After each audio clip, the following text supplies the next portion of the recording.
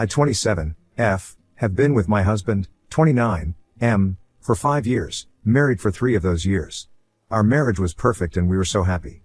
It felt like our entire life was perfect. Church on Sunday, loving husband, beautiful home, all of it.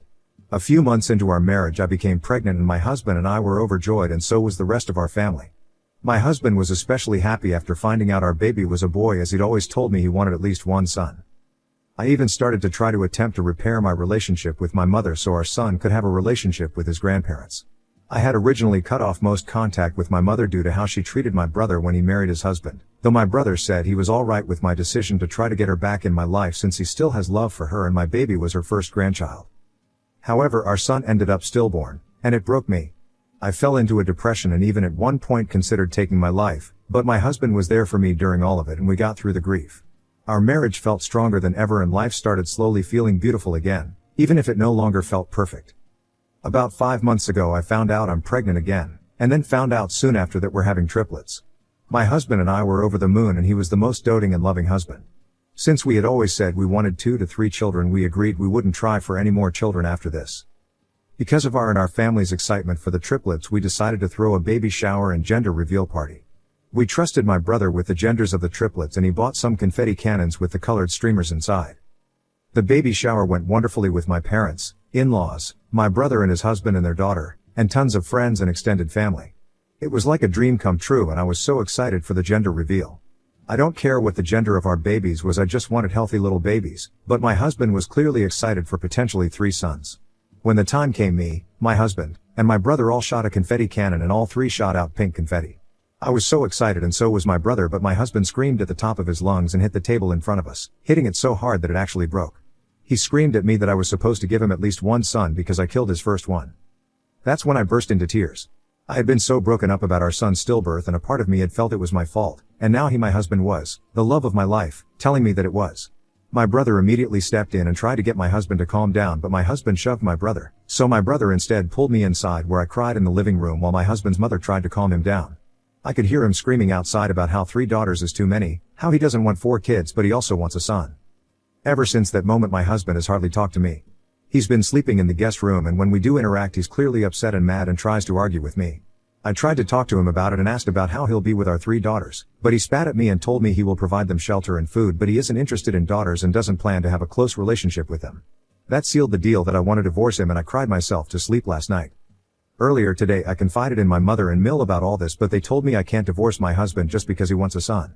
I don't want my daughters to grow up in an unloving household where their parents constantly argue and their father doesn't love them. The moment my husband said I killed our son I felt as though I lost all love I had for him in an instant, and I don't want my daughters to be in that kind of household. However, both my mom and Mill say it's just natural for men to want sons and that at least he isn't saying he'll mistreat them. They treated this as absolute fact and acted as though I'm just a silly little girl who doesn't know anything. I felt incredibly small and stupid. I don't know what to do. My mother and Mill make me feel like maybe I'm overreacting to my husband's behavior, but my brother says this is not normal as he and his husband are both men who absolutely love their daughter. I'm also not sure of what I'll do with myself if I divorce my husband. I don't work and I'm not sure how I'll be able to find a job that can support me and 3 babies all on my own, or how I'll make time for all of them when I have to work. I feel so lost and helpless. I'm torn on what to do because I worry divorce will be too brash of a decision and that maybe my mother and Mill are right.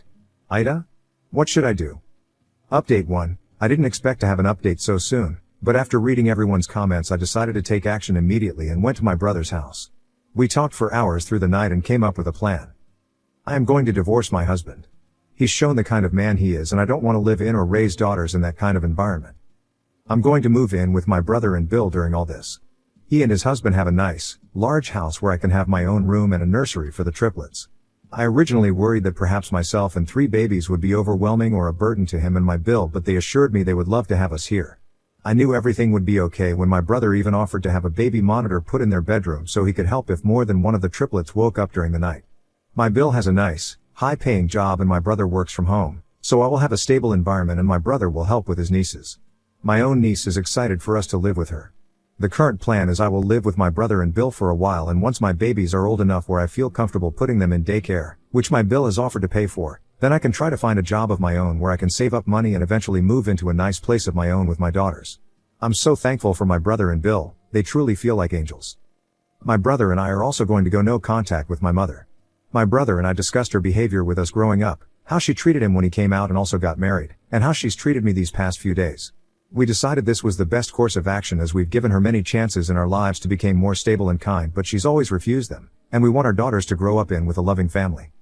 When I knew my husband had left for church this morning, my brother, Bill, and I went to my house and got all my important things such as documents, clothes, and things that are special to me as well as all the baby things. My Bill's mother watched my niece while we did all this. She's a kind woman and has offered to be a grandmother to my own babies, which I happily accepted. I will admit that I cried. I've cried a lot lately, but mostly happy tears. Because my brother and I didn't go to church, my ladies' Bible study group texted me and asked if we were all right and if we needed anything. I texted them back and told them the truth and what happened, and they were all horrified. They told me they support me and are proud of me for taking action, and are now even planning a bake sale at the church to help raise money for me and my babies. Also, apparently when my husband went out to lunch after church with his men's Bible group, one of the other members is husbands to one of my friends in my Bible group, and when he found out what happened he yelled at my husband so much that he cried. I got a little bit of joy out of hearing about that, not going to lie. My pastor even called me and asked if I'm okay, and he let me know that I'll always have people who support me at my church, which I'm very grateful for. After my husband came home from church and saw that most of my stuff was gone, he blew up my phone. But my Bill called him for me and said that he would pay for my husband to get therapy for his grief over our son, and also told him to leave me alone. My husband has not tried to contact me since, and he has yet to give my Bill an answer for his therapy offer. All in all, I'm so grateful for my brother and Bill. I wouldn't be able to do any of this without them. I'm hopeful for the future, and while this isn't the kind of future I imagine myself or my babies, this is definitely the best one I can currently give them. They say it takes a village, and my babies will definitely have a village full of love and support. Thank you and bless you to everyone who left comments supporting me. I'm grateful for all of them. I'm glad I could give you a very speedy and happy update. Now on to the next story. Story 2. I have a habit of making my own meals to work, simply because I love cooking and health-related issues. So I just started a new job in a new company 3 months ago. And seeing me making my own lunch every day has gotten me some attention from some colleagues. With that, I was able to talk and mingle in a new environment. My colleagues tend to ask things like recipes, how long did I take to make it so and so, just small talk questions. Everyone was okay except for this one girl from the same department from me, which I will name her as Sally, 27F, a junior designer. From the first day she saw my lunch, Sally has thrown in a lot of comments like how envious she is that I could cook my own meals, etc. It was fine until after 1 week later, she started asking me questions like, so when will you make me lunch? I was taken aback, but I thought she was joking and waved it off with a smile and a nod.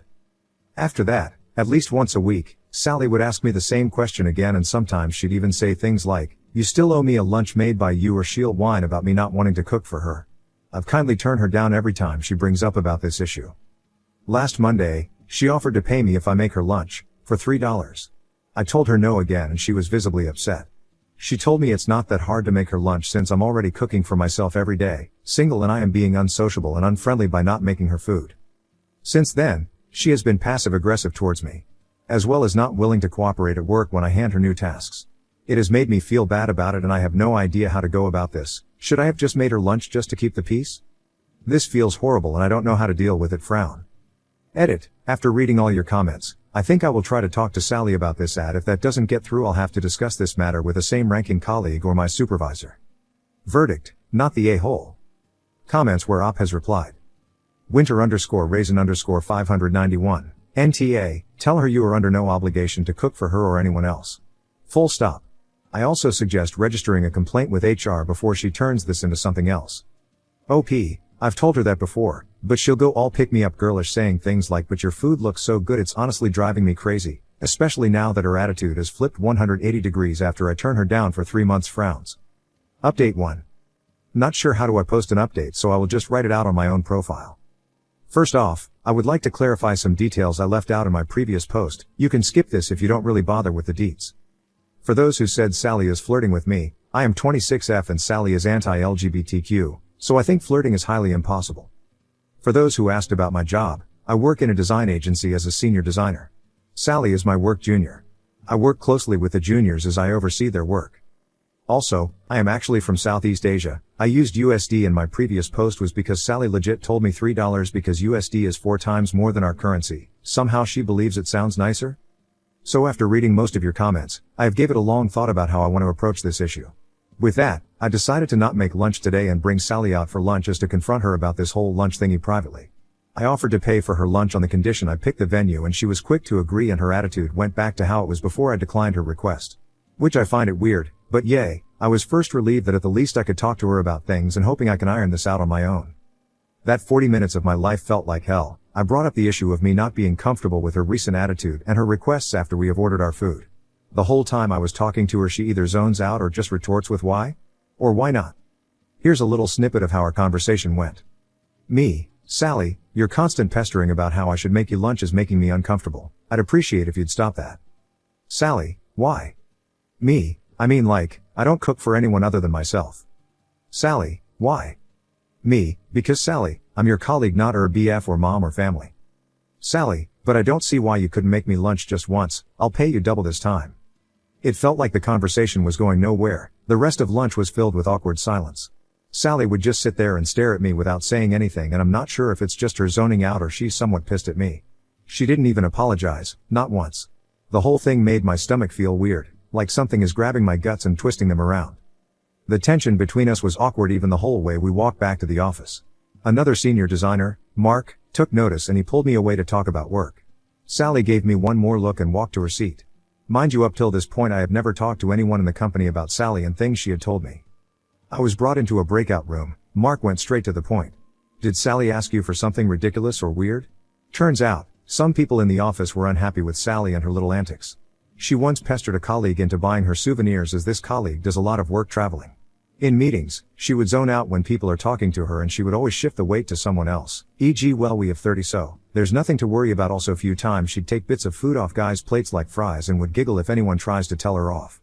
If the giggling doesn't work, she would retort the same whys and why nots I got during my talk with her.